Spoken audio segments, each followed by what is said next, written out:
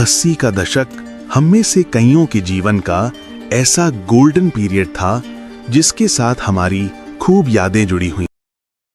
दोस्तों नमस्कार, आप सभी का मेरे यूट्यूब में वेलकम है। दोस्तों आज रिएक्शन देने वाले हैं एक ऐसा वीडियो पर जो भारत से जुड़े हुए 200 साल पुराना देखते हैं भारत के इतिहास के बारे में इस वीडियो में।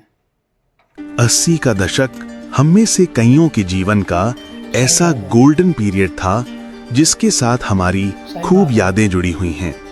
ये वो दौर था जब आमदनी कम थी लेकिन खुशियां ज्यादा थीं, सुविधाएं कम थीं लेकिन सुकून ज्यादा था, परिवार में लड़ाइयां कम, एकता ज्यादा थी, रिश्तेदार भले ही मीलों दूर रहते थे लेकिन रिश्तों में नजदीकियां ज्यादा थी।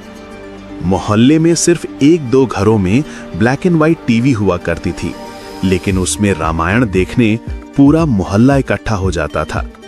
शाम के खाने का पता भले ही ना हो लेकिन घर आया मेहमान भूखे पेट नहीं जाता था, फिर चाहे वो समधी हो या भिखारी बाबा, भूखे को निवाला खिलाना जिम्मेदारी माना जाता था। कहते हैं कि गुजरा जमाना लौट कर नहीं आता, लेकिन कुछ पलों के लिए समय के पीछे जाकर उस जमाने की यादों को जरूर ताजा किया जा सकता है। आज की इस खास पेशकश में समय से 4 दशक पीछे लेकर 80 के दशक के भारत की वो तस्वीर दिखाई जाएगी जिसे देखकर लगेगा वाह, उस समय का भारत कितना सुनहरा था, जिसने तरक्की की सीढ़ियां चढ़कर आज दुनिया में अपना नाम रोशन किया है। उस दौर की लोगों का रहन सहन, कमाई, महंगाई और कुछ दुर्लभ तस्वीरें याद दिलाती हैं जो आंखों में खुशी के आंसू और चेहरे पर बड़ी मुस्कान ला दें। तो चलिए इस सुहाने सफर पर चलते हैं। 80 के दशक में भारत के ग्रामीण इलाकों में बहुत ज्यादा बदलाव नहीं आया था। आजादी के 30 साल बाद भी वहां के लोग ज्यादा पढ़े लिखे नहीं थे और ज्यादातर ग्रामीण परिवार खेती पर ही निर्भर हुआ करते थे। गांव में लोगों के मकान भले ही कच्चे थे लेकिन उन घरों में लोग बड़े सुकून से रहते थे। आज जब बंगले हैं तब भी कई लोग सुकून से नहीं रह पाते। उस दौर के कच्चे घरों में खिड़कियों के नाम पर दीवारों में बड़ा सा छेद होता था जहां से सूरज की रोशनी आकर घर में उजाला फैला देती थी। ग्रामीण बाजारों में लोग छोटी सी दुकान खोल लेते थे जिसमें रोजाना 20 से 50 रुपए तक का व्यापार हो जाता था। जिनके पास दुकान का किराया भरने की सुविधा नहीं होती वे अपने शरीर पर सामान लटकाकर चलती फिरती दुकान बन जाते थे। ग्रामीण इलाकों में बिजली होना सपने जैसा था। गांव के चौराहे पर एक स्ट्रीट लाइट लगना भी पंचायत की बड़ी उपलब्धि मानी जाती थी। हर तरफ कच्ची सड़कें थी जिन पर साइकिल, बैलगाड़ी, तांगा चलाना भी एक अनोखी कला थी और इन्हीं कच्ची सड़कों के कारण बरसात में लोग काफी परेशान होते थे। उस समय लोगों में अपनापन और भाईचारा बहुत था। लालच नाम की चीज कम ही दिखती थी। देसी खान पान के कारण लोग ज्यादा बीमार नहीं पड़ते थे और अगर कोई बीमार पड़ भी जाए तो गांव के बड़े बुजुर्ग औषधि देकर चंद घंटों में दुरुस्त कर देते थे। गेहूं घरेलू चक्की में पीसे जाते थे, खाना लकड़ी जलाकर मिट्टी के चूल्हे पर बनता था और चरखा चलाकर कपड़े बुने जाते थे। मित्रों, उस जमाने में ना तो इंटरनेट था और ना ही लोगों के पास इतनी ज्यादा जानकारियां थी। लोगों की दुनिया बहुत लिमिटेड हुआ करती थी। दिल्ली में रहने वाले शख्स को राजस्थान के लोगों के जीवन की खास जानकारी नहीं होती थी और जो दुनिया की खबरें जानता था उसे गांव का सबसे होशियार माना जाता था। वाकई उस दौर की बात ही अलग थी क्योंकि तब रिश्तों में प्यार मोहब्बत था, लाज शर्म और लिहाज रखा जाता था। चारों ओर घने जंगल थे और आज की तुलना में लाखों गुना ज्यादा साफ सफाई थी, सड़कों पर भी और लोगों के दिलों में भी। सन 1981 में भारत का साक्षरता दर महज 43% के आसपास था।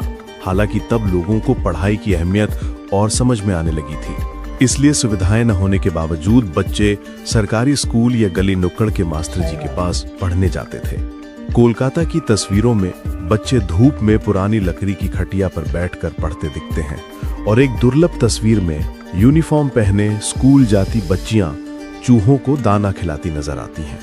वहीं दीवारों पर अंग्रेजी सिखाने के विज्ञापन लगे होते थे। आज फूड और ग्रोसरी डिलीवरी को टेक्नोलॉजी की उपलब्धि माना जाता है, पर यह कॉन्सेप्ट सालों पुराना है।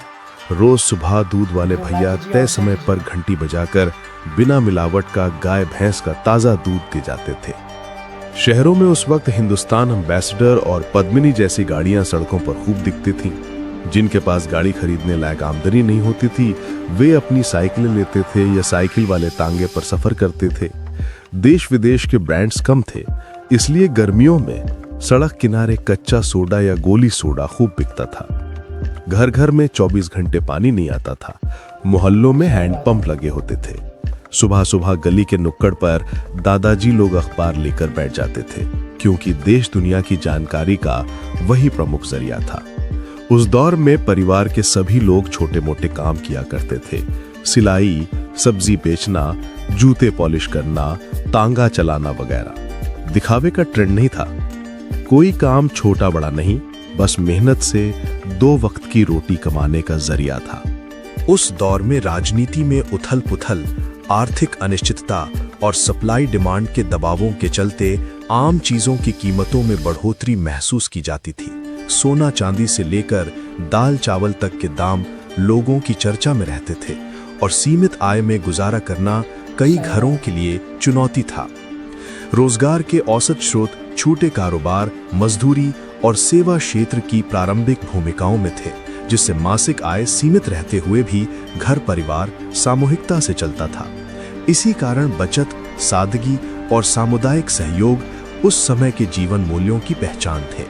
1971 में बांग्लादेश मुक्ति संग्राम के दौरान ईस्ट पाकिस्तान से हजारों लोग पाकिस्तानी सेना के उत्पीड़न से बचकर कोलकाता पहुंचे और भारत सरकार ने शरणार्थी शिविर बनाए। इंदिरा गांधी ने अत्याचारों पर कड़े रुख के साथ भारतीय सेना को हस्तक्षेप का आदेश दिया, जिसके परिणाम स्वरूप 93,000 पाकिस्तानी सैनिकों ने आत्मसमर्पण किया और बांग्लादेश स्वतंत्र हुआ। ये घटना भारत की सामरिक राजनीतिक क्षमता की ऐतिहासिक प्रमाणिकता रही। इसी दशक के संदर्भ काल में 18 मई 1974 को पोखरण में भारत ने पहला परमाणु परीक्षण स्माइलिंग बुद्धा किया, जिससे भारत परमाणु क्षमता वाले देशों की सूची में महत्वपूर्ण स्थान पर आया और आगे चलकर वैश्विक आपूर्तिकर्ता समूह NSG का गठन भी इसी पृष्ठभूमि में हुआ। सब्सक्राइब जरूर करें। धन्यवाद। आप लोग वीडियो कैसे लगा कमेंट में जरूर बताइएगा। देखिए आप लोग भारत का इतिहास पुराना कैसा था, इसी तरह था। अब पहले के बाद में आज के बाद में कितना चेंज हुआ है, कमेंट में जरूर बताइएगा। वीडियो अच्छा लगे तो, और नए चैनल सब्सक्राइबर करिए और वीडियो लाइक शेयर जरूर करिएगा। नेक्स्ट वीडियो में मिलते हैं आप सभी के बीच नए वीडियो लेके। नमस्कार।